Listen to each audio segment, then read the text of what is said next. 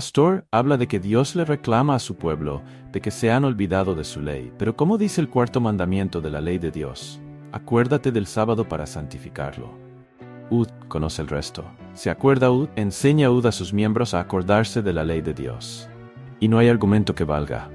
La palabra habla del Shabbat, no del domingo. ¡Qué dolor! En medio de dificultades y peligros he visto cómo Dios me sostiene para Él, así me enseñó a no dudar de su amor y su salvación. Gloria a Dios. Una pena, pero que le vamos a hacer pura teología y nada más. Por eso las congregaciones están como están. Miguel Núñez, con la precisión de un médico y la profunda comprensión de un líder espiritual, ofrece enseñanzas que no solo tocan el corazón, sino que también disecan cada aspecto de la enfermedad espiritual que corrompe a nuestra sociedad. Con la habilidad de revelar verdades dolorosas pero necesarias, nos guía de regreso a las Escrituras y nos recuerda que hemos olvidado los mandamientos de Dios. Como expresó un espectador, gracias al Señor por pastores como él que se atreven a decir la verdad y ayudarnos a abrir los ojos. Las enseñanzas de Núñez no son solo conocimiento, son un llamado a despertar, a regresar a la fe pura y a la salvación y la verdad. Padre, gracias otra vez por un privilegio inmerecido de poder abrir tu palabra infalible, inerrante y atrevernos a proclamarla a través de labios falibles e incluso inmundos. Pero por la sangre de Cristo tú nos has declarado justos, de manera que no paramos ante ti no contando con nuestra justicia, sino contando con la justicia que Cristo adquirió para nosotros. Y nosotros pedimos al Espíritu que lo sostuvo en la cruz, como dice el autor de Hebreos, ahí el Espíritu Eterno, contamos con Él para que sea Él que nos sostenga aquí en el púlpito en esta hora, cuando estamos a punto de predicar tu palabra. Dios, el tema de esta hora es el eclipse de Dios en nuestra generación y el efecto de eso en la iglesia.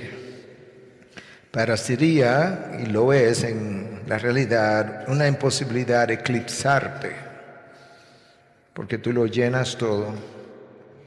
Sin embargo, hay una manera, como desde el punto de vista del hombre, parecería como que ya tú no estás y que tú estás oculto. Nosotros te pedimos que nos dé habilidades de poder explicar lo que yo entiendo tú has puesto en mi mente para esta hora. En tu nombre, Jesús. Amén. Amén. Bueno, el tema, como acabo de mencionar, y creo que lo mencioné anoche también, es el eclipse de Dios y de qué forma eso ha afectado la sociedad de nuestros días y ha afectado incluso la iglesia. El Señor Jesús, antes de ascender a los cielos, tiempo antes, días antes, nos dijo: vosotros sois la luz del mundo. Sin embargo, en muchas sociedades donde la iglesia tuvo una voz profética, y cuando hablo de una voz profética no me estoy refiriendo a su habilidad de predecir cosas del futuro, sino de poder hablar de una manera que confrontara el mal de la sociedad. En ese sentido estoy usando la expresión. En muchos lugares, sociedades donde la iglesia tuvo ese error, como la Alemania de Lutero, la Ginebra de Juan Calvino, la Escocia de John Knox, pudiéramos hablar de el Canadá reciente de J.I. Packer, o de los Estados Unidos de Jonathan Edwards o George Whitefield. La iglesia ha perdido la capacidad de pararse como la voz profética del momento. La iglesia sigue existiendo, Dios sigue hablando por medio de su palabra, pero ha pasado a ser irrelevante en la mayoría de la sociedad. Eso mismo ocurrió en la nación de Israel en un momento dado, y Dios nos habla de esa realidad a través del profeta Oseas. Y yo voy a leer el versículo primero de Oseas para que puedas ver lo que Dios dice, y luego voy a regresar a 2 o 3 versículos de ese mismo Oseas más tarde. Pero yo no voy a hablar de la apostasía en el Antiguo Testamento, yo simplemente quiero ver algo que pasó en el Antiguo Testamento y que podamos relacionarlo a algo que ha ocurrido y está ocurriendo en nuestros días. Así dice el Señor: escuchad la palabra del Señor, hijos de Israel, porque el Señor tiene querella contra los habitantes de la tierra, y está hablando de Israel, su pueblo, pues no hay fidelidad, ni misericordia, ni conocimiento de Dios en la tierra. Esto es como la Biblia de las Américas tiene ese primer versículo de Oseas 4. Dios tiene querella contra su pueblo. Si te vas a la Nueva Traducción Viviente que mencioné anoche, esto es lo que dice: el Señor ha presentado cargos en tu contra. Si te vas a la New American Standard Bible, que es una Biblia traducida al inglés, obviamente dice que el Señor tiene un caso contra ti. En otras palabras, la idea que los traductores están tratando de capturar en el lenguaje original es el de un Dios que se está querellando, de un Dios que está demandando en una corte a su propio pueblo, de un Dios que tiene un caso y tiene cargos contra ellos. ¿Te imaginas eso? Y si tú sigues leyendo un poco más abajo, apenas 5 versículos más, Dios dice lo siguiente: mi pueblo es destruido por falta de conocimiento. Yo tengo un cargo contra ti. Tú no me conoces, tú eres mi pueblo, pero no me conoces. Es cierto que no hay misericordia, es cierto que no hay fidelidad, pero no la puede haber porque tú ni siquiera has llegado a conocerme. Por cuanto tú has rechazado el conocimiento. ¿Qué conocimiento? El mío.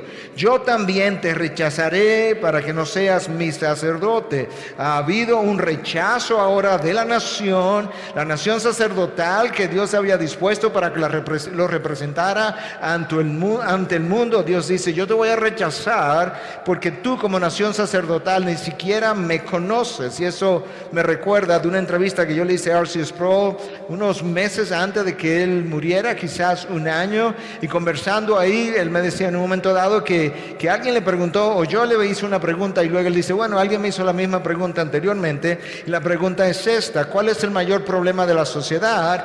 Y él respondió, me contaba él, que la sociedad no conoce a Dios. Y luego él agregó, entonces me preguntaron cuál es el problema principal del cristiano nacido de nuevo de esta generación. Y él me dice: Miguel, sin pestañear los ojos, yo digo: eso es fácil, que el cristiano no conoce a Dios. Wow. Dios, él es conocido por Dios, porque si es nacido de nuevo, obviamente es conocido por Dios, pero él no conoce a Dios. Ahora escuchen lo grave de eso. En el caso de la nación de Israel, yo no creo que dista mucho, por algo te voy a comentar más tarde, de lo que pudiera estar ocurriendo. Y lo grave de eso es lo siguiente: porque simplemente Dios ha establecido el cargo, la querella, ¿qué es lo de qué es que Él se está querellando? ¿De qué lo está acusando? Bueno, te olvidaste de mí. Escucha, todavía en el mismo verso 6.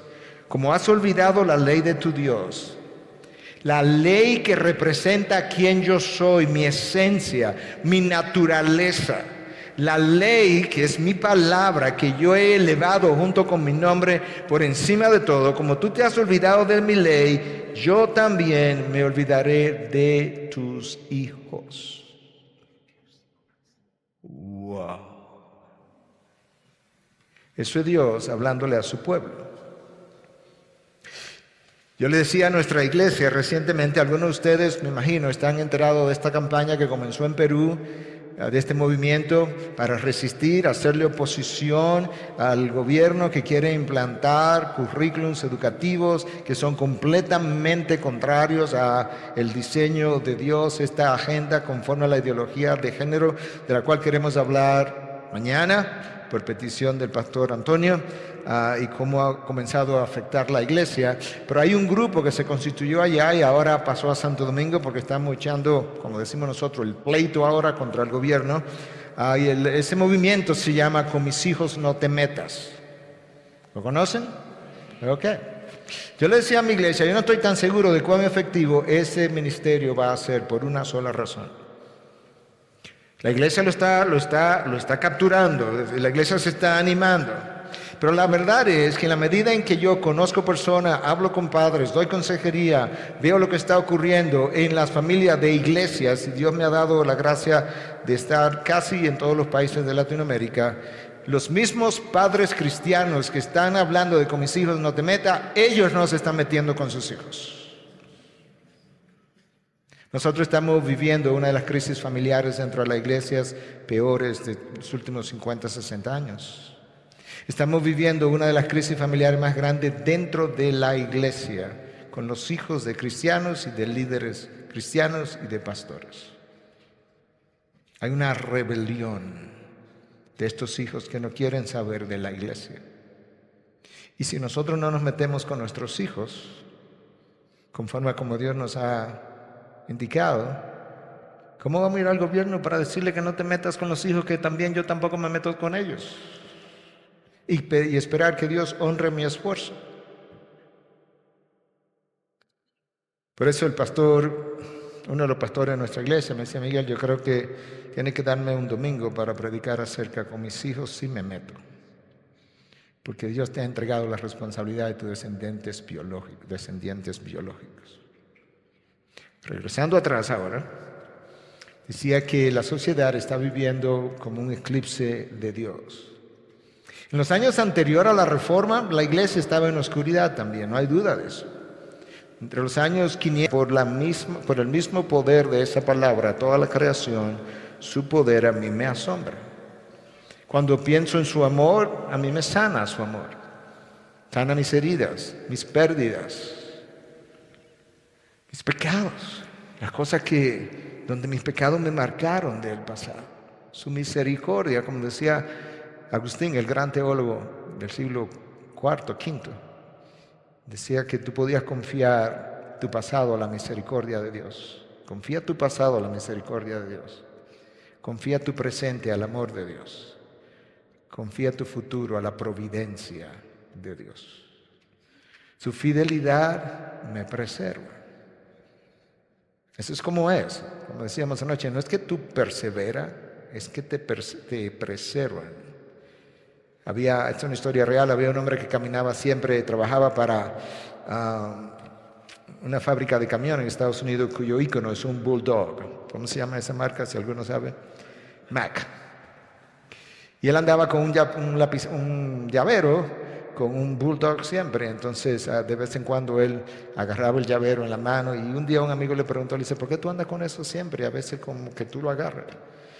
Él me dice: bueno, eso es para recordarme la tenacidad, ¿sabe? La fuerza del bulldog en su mandíbula, la tenacidad con la que yo me agarro de Cristo. Y el amigo le dice: no, yo creo que se debe recordarte la tenacidad con la que Cristo te tiene agarrado.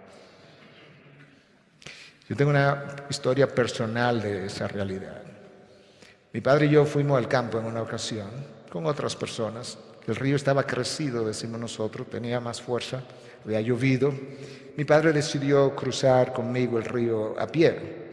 Varias personas le dijeron que no lo hiciera, pero él decidió que lo iba a hacer, él pensó que podía. Él me agarró de la mano y me dice: vámonos. Comenzamos a caminar y yo sentía cómo el río me llevaba. Pero mi padre no me dejaba ir. Todo el tiempo yo pensé: si mi mano se suelta de la mano de mi padre, yo soy historia. Eso nunca pasó. Si mi padre tuvo la tenacidad para no dejarme ir, imagínate tu Padre Celestial que dio a su Hijo por ti, si cabe la más remota posibilidad de que Él pueda dejarte ir. Por eso es que la salvación no se pierde, no es por lo bueno que yo soy, por lo bueno que nuestro Dios es. Su paciencia a mí me bendice, su celo me cuida, nuestro Dios es un Dios celoso.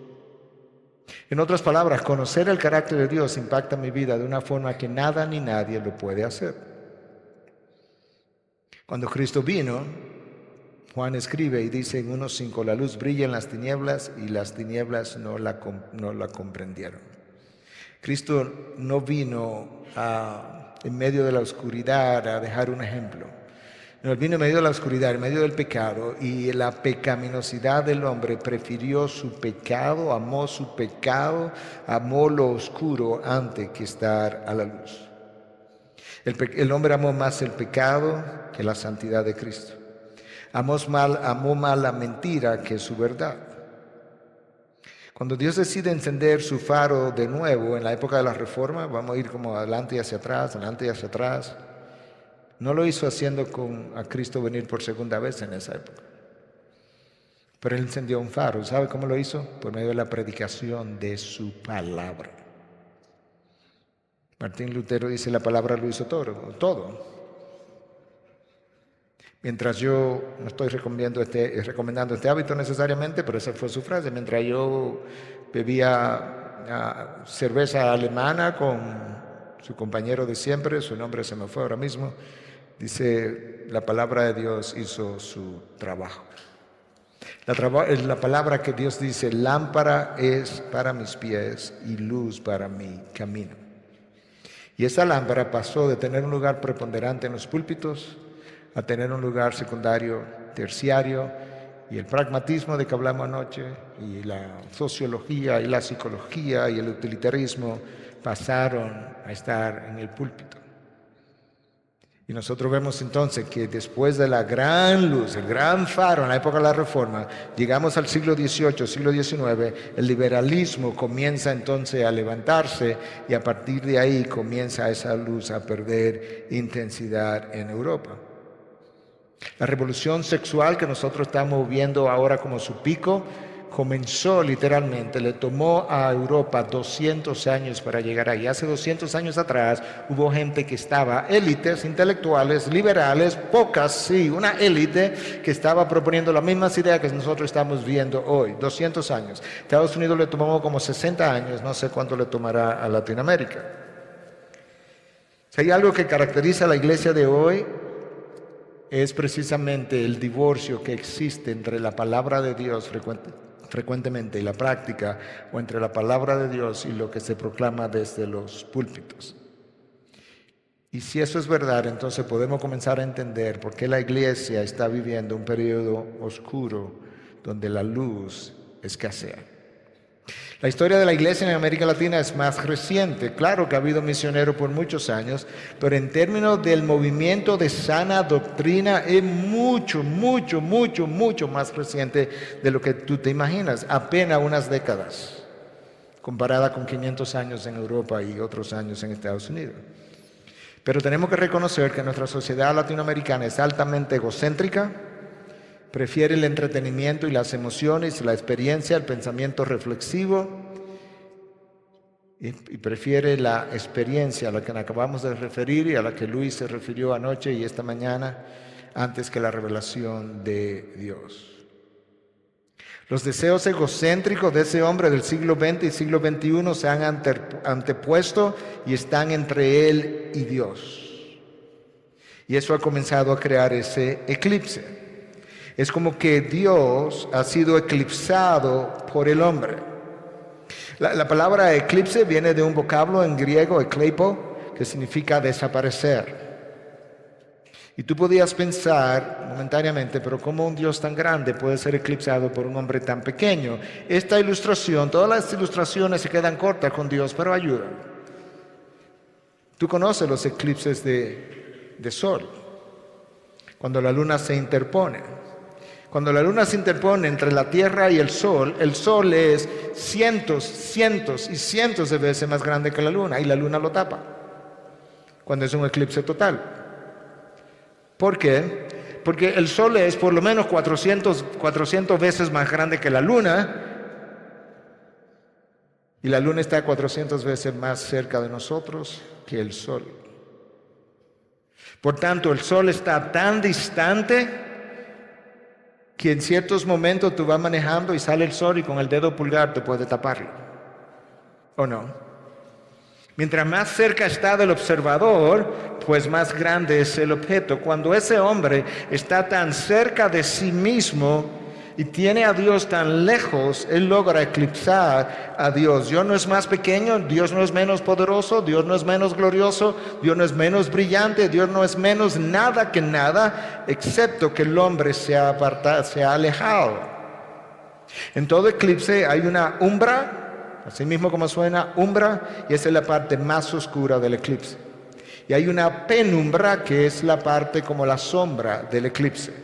Usando esa ilustración, yo entiendo que la sociedad de hoy en día está en la umbra del eclipse, la parte más oscura, y la iglesia está en la penumbra. No está sin luz, pero está en una sombra. La iglesia en general.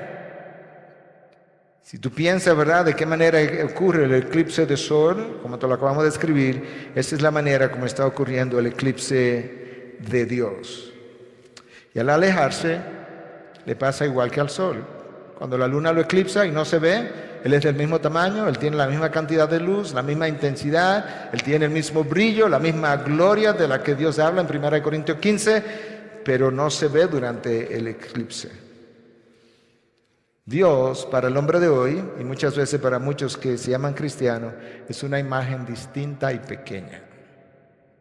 ¿Te acuerdas la historia de Arthur Sproul en mi conversación con él? Él dice que el problema principal de la sociedad hoy en día es que no conoce a Dios, y el problema, decía, porque murió, ¿verdad?, ya hace un poco más de un año, el problema principal de la iglesia hoy en día es que no conoce a Dios.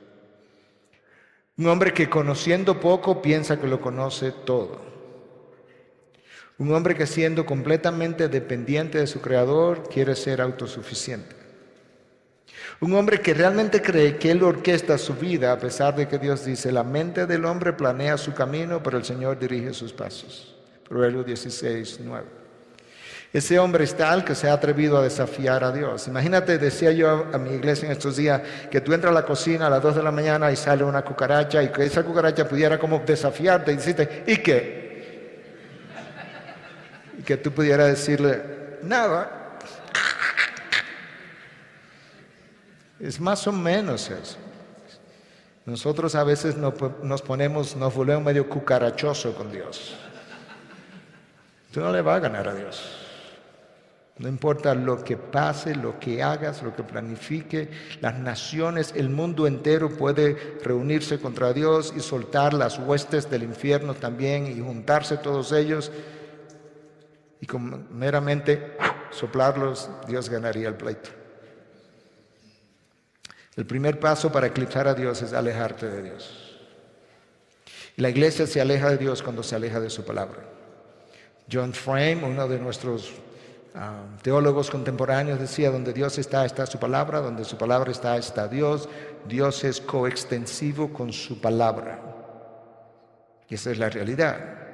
Dios, donde Él habla, esa es su palabra y ahí está Él. El segundo paso para tú eclipsar a Dios es agrandar tu propia imagen, la imagen del hombre, la idea que el hombre tiene de sí mismo. De una forma que tú pudieras, ¿verdad?, con el dedo pulgar desde aquí en ocasiones tapar el sol y tú pensar que tu pulgar es muy grande, cuando en realidad es que el sol está muy lejos y lo puedes hacer. Y hoy en día esa imagen del hombre es inmensa en la mente del hombre. Él está cada vez más corrupto, Romanos 1, pero la imagen que él tiene de él mismo es inmensa.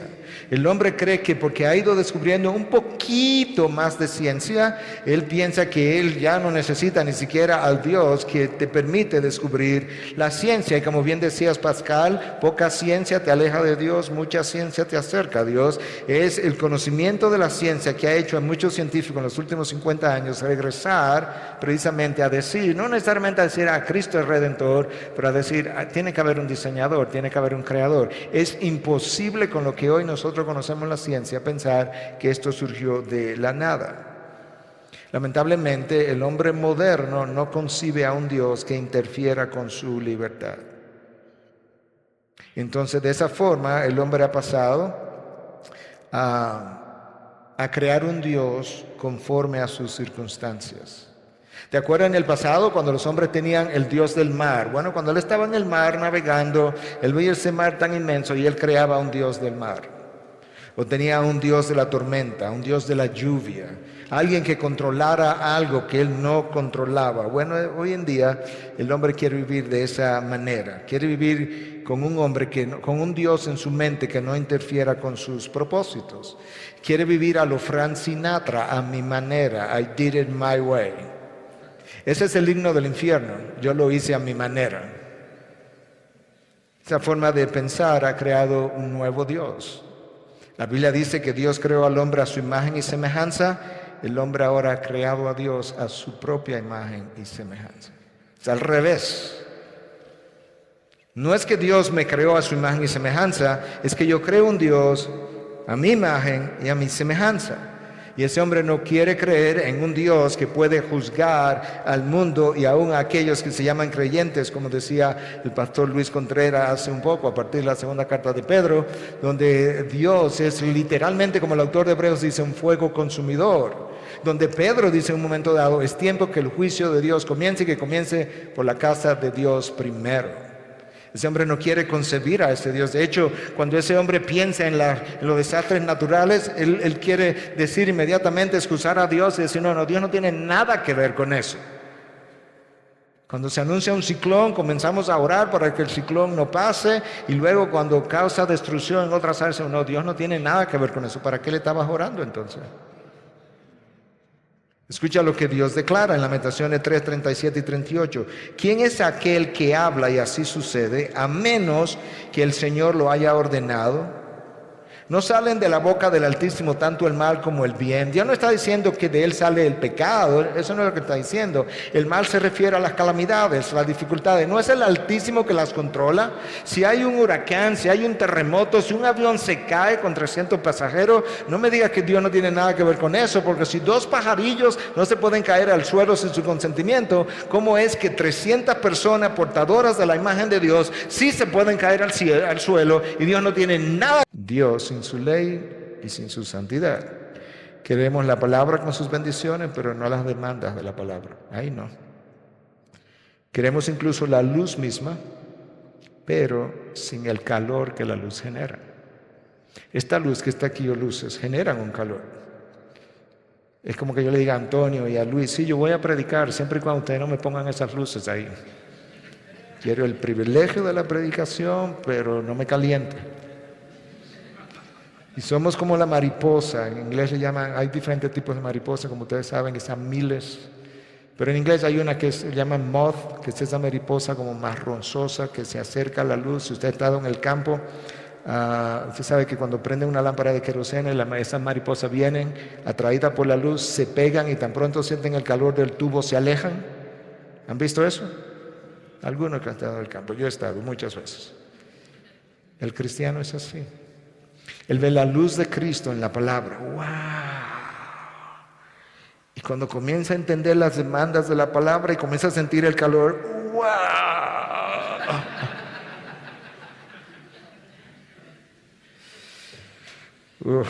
No hay nada nuevo debajo del sol. Eclipsar el nombre de Dios o la imagen de Dios tiene consecuencias.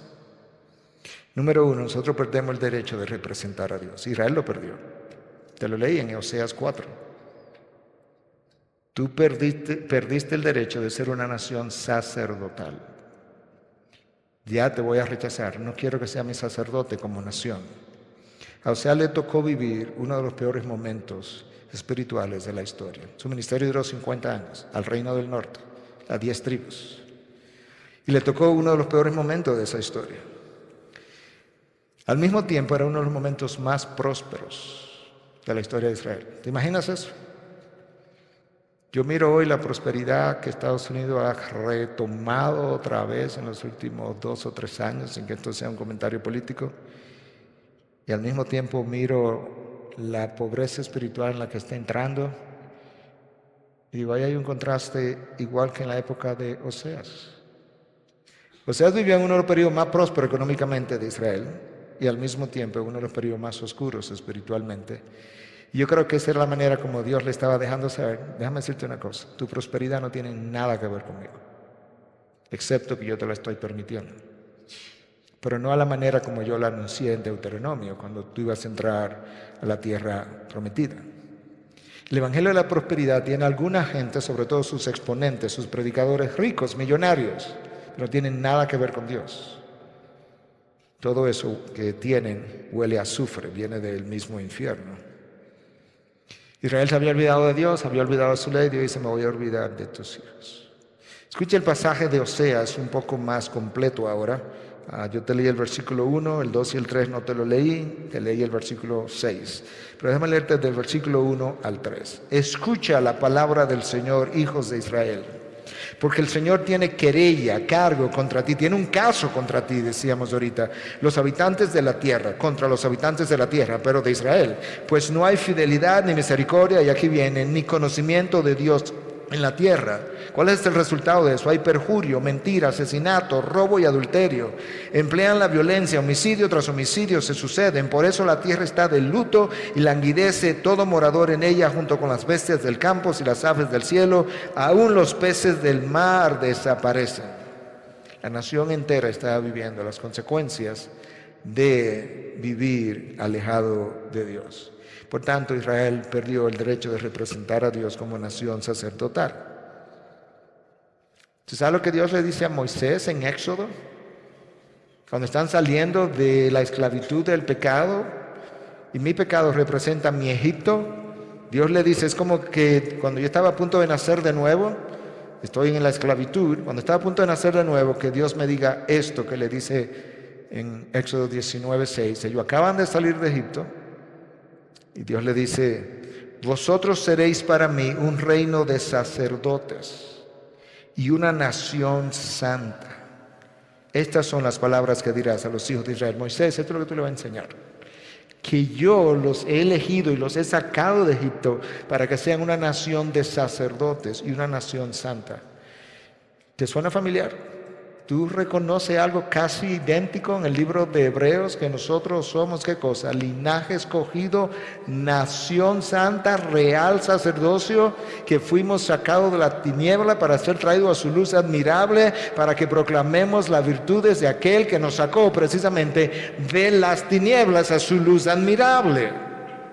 Lo que Dios quiso con la nación de Israel es exactamente lo que Dios quiere con la iglesia, que sea una nación santa, que seamos sacerdote real, eso es lo que tú y yo somos. Lo que cuando nosotros no nos comportamos de esa manera no es porque nos falta nada. Dios dice, vosotros sois, Dios no dice, vosotros llegaréis a ser, hay un chance, hay una oportunidad, si te esfuerzas, no, vosotros sois ya, ve y compórtate como eres, por lo que eres.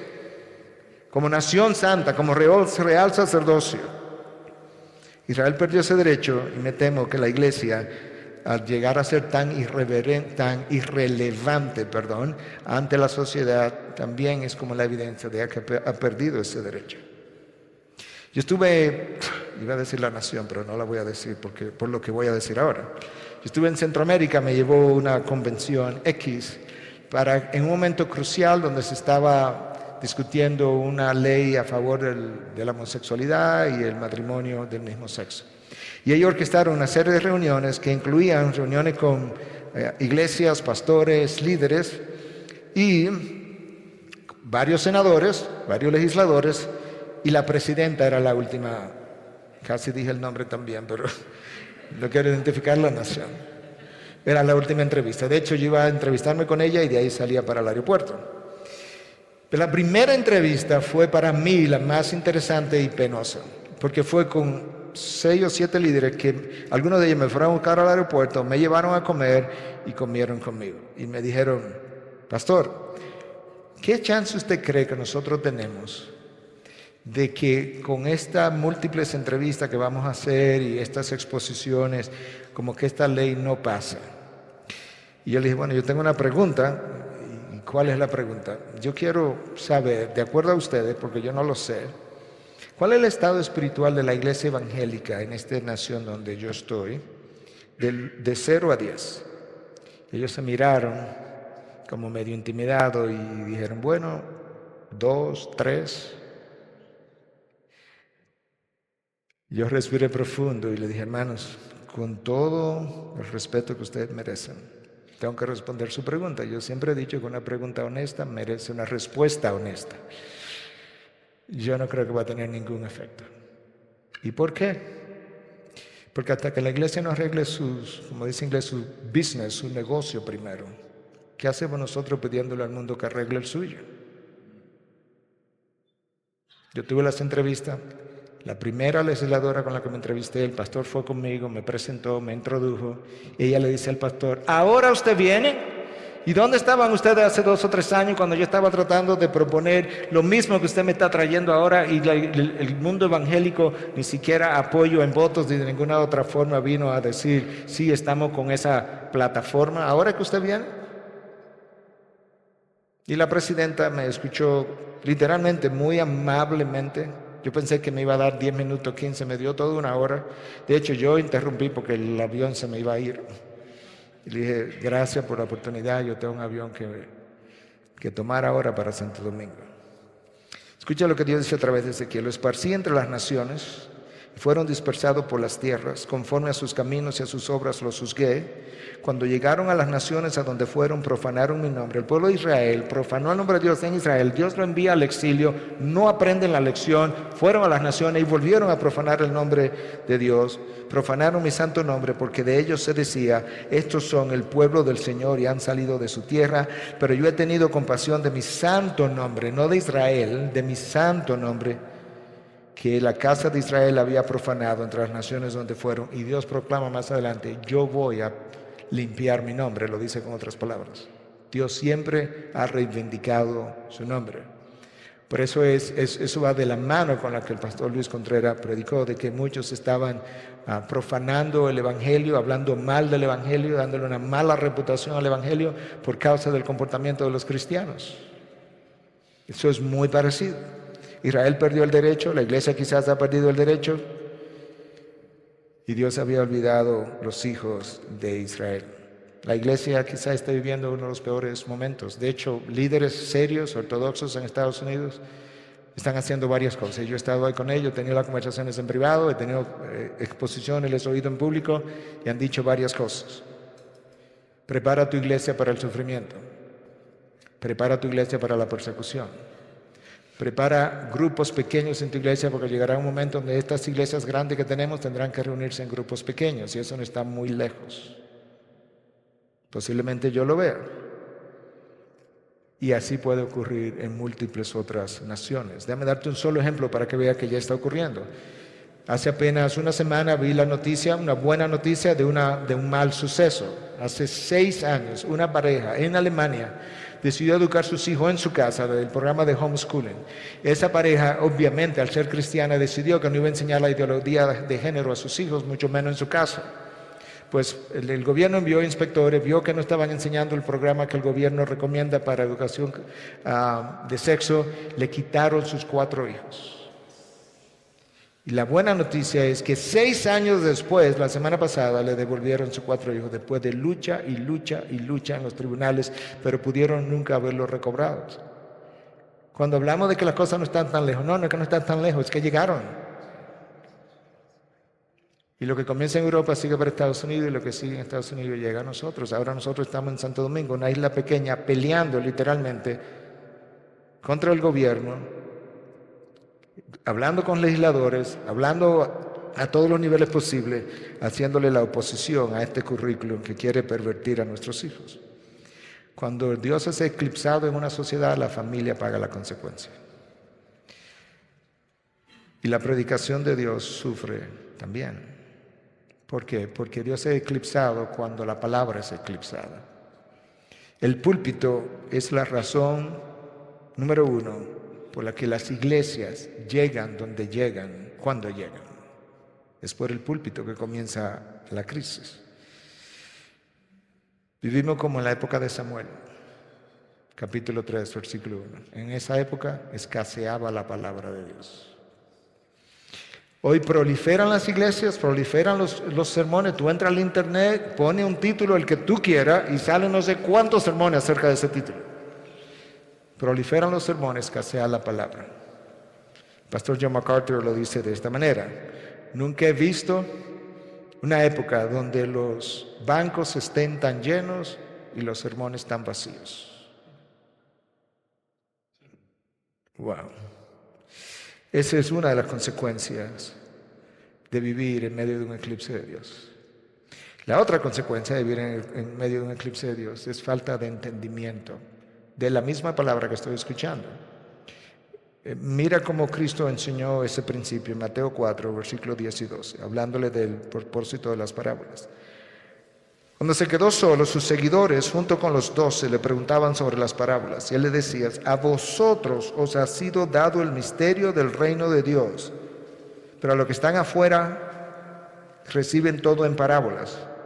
Señor, pero ¿cuál es la razón? Esa es la pregunta, Señor. ¿Por qué? Los discípulos le preguntaron: Señor, ¿por qué tú le hablas en parábolas? Él dice: te voy a decir. A vosotros se les ha dado el privilegio de conocer los misterios del reino de Dios, pero a los que están afuera yo le hablo en parábolas. ¿Pero cuál es la razón? Aquí va. Para que viendo vean pero no perciban, y oyendo oigan pero no entiendan, no sea que se conviertan y sean perdonados. Wow.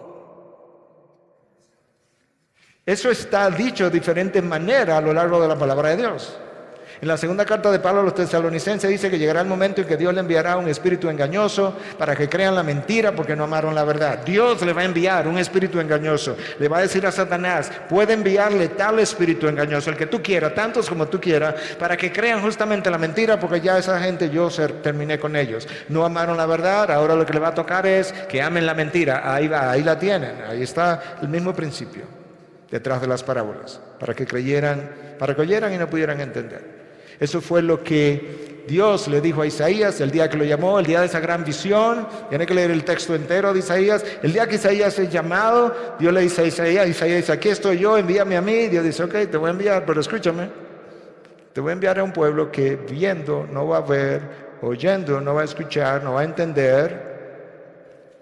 ¿Qué tú harías si Dios te llama al ministerio? El día que te llama al ministerio te dice: mira, te voy a enviar a Ciudad México, pero déjame decir una cosa: los mexicanos que viven ahí no te van a hacer caso, van a oír pero no te van a responder, tú le vas a predicar la palabra pero no van a entender. ¿Qué te hubiera dicho? Yo creo que algunos de nosotros, quizás todos hubiéramos dicho: gracias, aquí estoy yo, pero envía a otro.